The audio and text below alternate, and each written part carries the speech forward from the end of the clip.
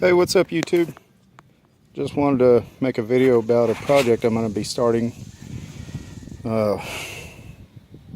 It's a little rear engine Craftsman 830 riding mower, and I thought long and hard about which way I want to go with this, and because I watch a lot of videos on YouTube and I'm a big fan of people like Fearless Front and Redneck Computer Geek and all the mud mower people on there, Sprocket's Garage and Puppet Kicker.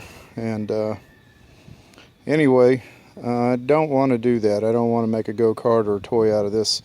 I just want to restore it and make it back into the riding mower it's supposed to be, or somewhat close to it. It's probably going to end up being a resto mod, and as I get more into this and explain it to you some more, you'll understand why.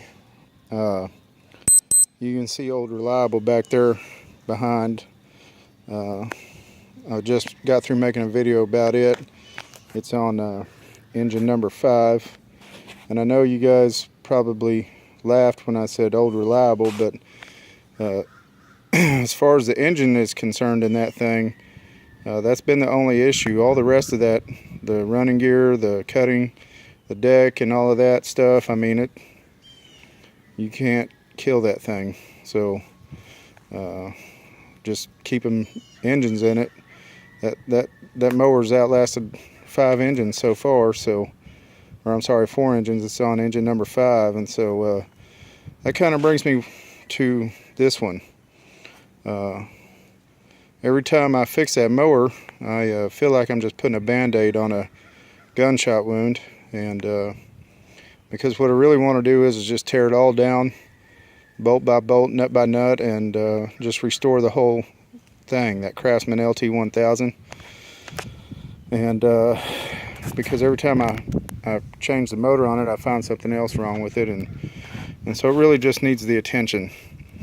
However, it is my only riding mower for cutting the yard, so it can't be down, torn apart, getting restored for a long period of time unless I have another way of cutting the yard, which is why I got this one.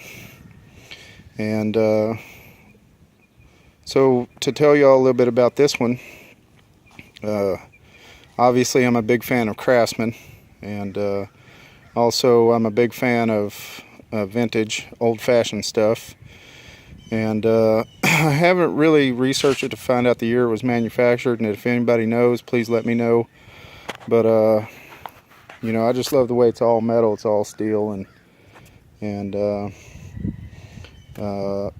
some of the changes I'm probably going to end up making on it is it had an 8-horse motor in it. Not sure who manufactured it yet. I'm sure I'll figure that out once I pull the motor out, but probably going to swap that out for a bigger Briggs & Stratton, probably an overhead valve engine. Anyway, so to tell y'all, also I'm on a budget on this mower.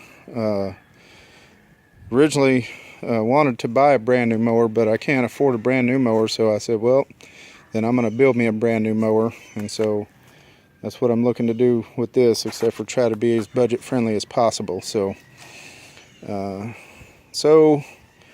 I got on Craigslist and got to checking around, and I think the guy originally had this posted for $100, I believe, and or maybe a little bit more. I ended up giving $40 for it, and brought it home, and I've had it for a couple months now. Just been waiting to get some things going on it, and also getting some money together, and so I finally got some stuff going on it and got some money together and bought the first part. And let me come around and show y'all. So the deck on the right, the red deck, is the original deck that came out from under it, and the black deck is the new deck. The red deck here, you can see it's got rust holes in it, and if you look, if I flipped it over, you could tell underneath it's paper thin in the other areas where there's knot holes. So pretty much the whole top of that deck would have to be cut out and replaced, which is why I bought that sheet of steel over there. But I started talking to welders and stuff, and they wanted anywhere from $100 to $200 to do that. And let's see, I've already got $15 in that piece of steel, and so I got to talking to my mower parts guy over there, and where I got my motor from for the LT1000, and he said he had this brand new 30-inch deck for $100. So it's hard to pass that up. All I got to do is get the brackets moved over and make sure it all works, which might take some massaging and take some work, but just do whatever it takes, I guess.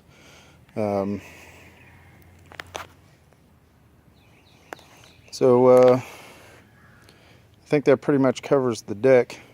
It's going to take some work and some massaging. I'm not going to really record me working on it a whole lot. I will record like updates and stuff. I just feel like there's a lot of how-to videos out there, and so I mean, if y'all have any questions or anything, I'll be glad to answer that. But as far as like recording it, I don't think I'm going to do that. So plan is to strip this mower down completely, sand it down, wire brush it down, whatever, and repaint it, put new tires on it, just pretty much just restoring the mower back to the way it should be, so I can use it, and in the meantime tear that one down and restore it. Again, I'm going to try to do my research on it and see if I can figure out what I can about it. But Craftsman 830. Don't know what else to say, guys. I'll keep y'all posted and let you know what I'm gonna do. So, and how things go. Got any questions or comments, just let me know. And just a real quick, I guess you'd call it like a PS at the end of a letter. I was talking in the last video about my riding mower. You can check that out. It's called LT1000 and BNS Hydrolock. And in that video I was talking about this Nicky carburetor and putting it back on my mower. And I thought long and hard, and I was thinking about trying to use this part here on the bottom as like an electric fuel shutoff. And the more I thought about it, the more I realized, like I said in my last video, this was the only thing that was gummed up and dirty in that whole carburetor. And the reason why is because even if you shut it off with the fuel valve, like I do in my riding mower now in the LT1000, there's still just a little bit of gas that sits down in the bottom of that bowl. And so even if I shut it off with this, there's still going to be a little bit of gas down in there to varnish that thing up and gum it up. So I think I'm just not going to mess with this. I may put that carburetor on there and just, there's ways you can either cut that off or find a bolt and put in there or something, or may just leave my carburetor that I have on there, and may just use this for the Craftsman 830.